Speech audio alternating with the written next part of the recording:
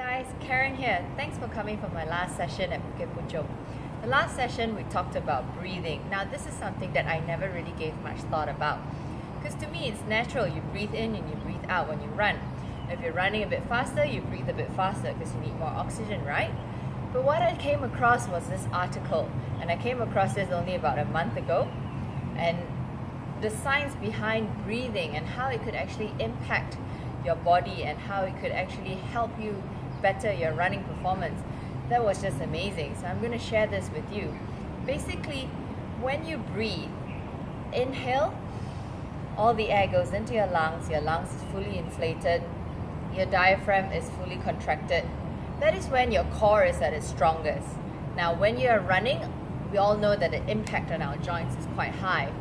And when your core is really strong, we get to absorb some of this impact so we don't get injured. But when we exhale, all the air comes out. Your lungs are no longer inflated, they're collapsed, and your diaphragm is actually not contracted anymore, it's loose.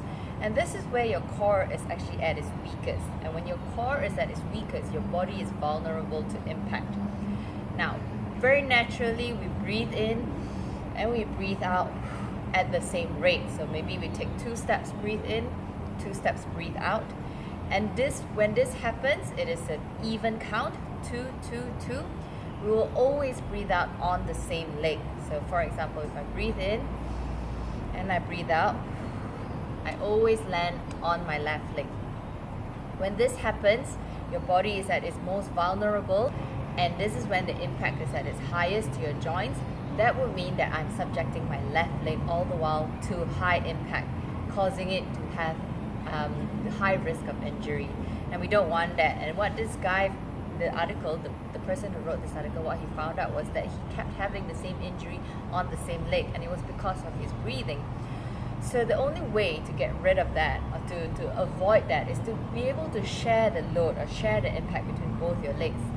And how we're going to do that is we're going to change the method of breathing. We're going to change the rhythm of our breathing. What we want to do is we want to breathe in longer than when we breathe out. So the rate that we breathe in should be to a count of 3. And when we breathe out should be a faster one, to a count of 2. Breathe in, breathe out. That way, whenever we breathe out, exhale, we're always landing on alternating feet.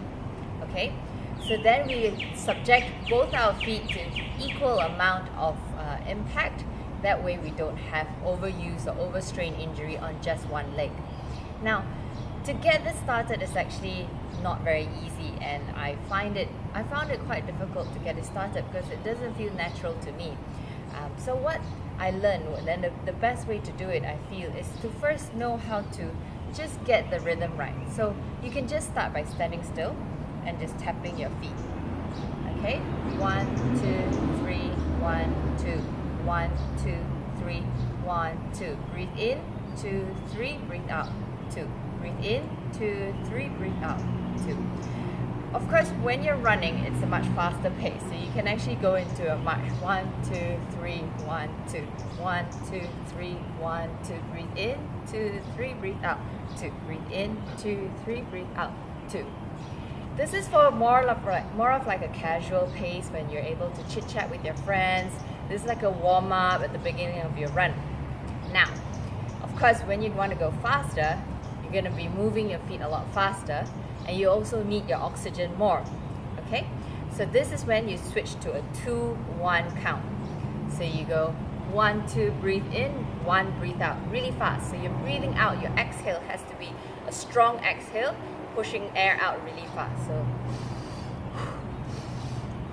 something like that. Okay, so you can try it again. Start by marching on the spot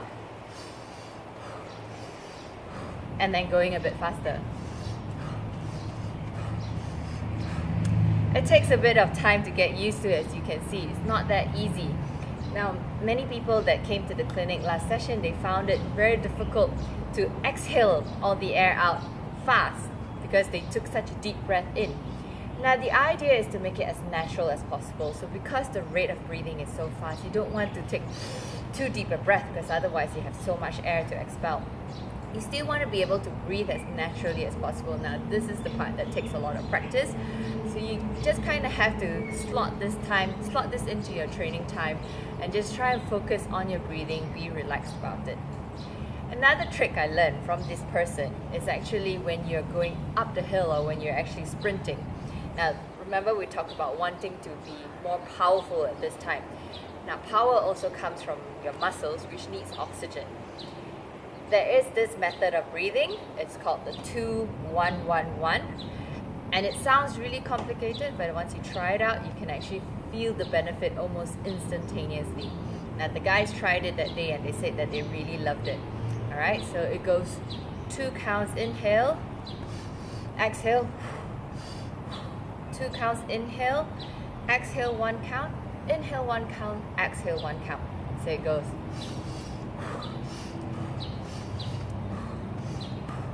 Of course, it's a lot faster there than when you're running, right? So you're really running, gunning up the hill, and then you're really sprinting. So it has to be a very fast rate of breathing. So you go.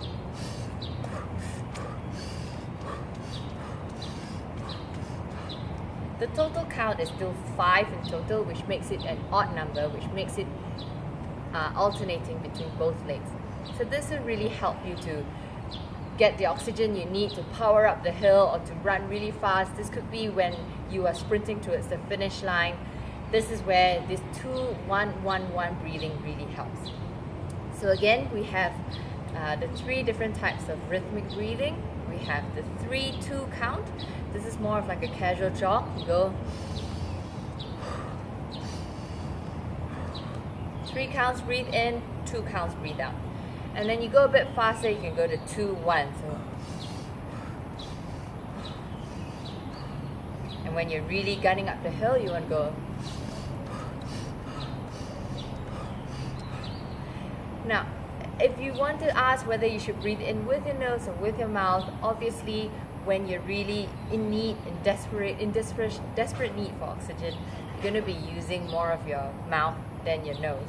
But whatever is comfortable for you, it all depends on how strong your lung muscles are, how comfortable you are breathing in the morning or breathing when the air is cold or when the air is hot.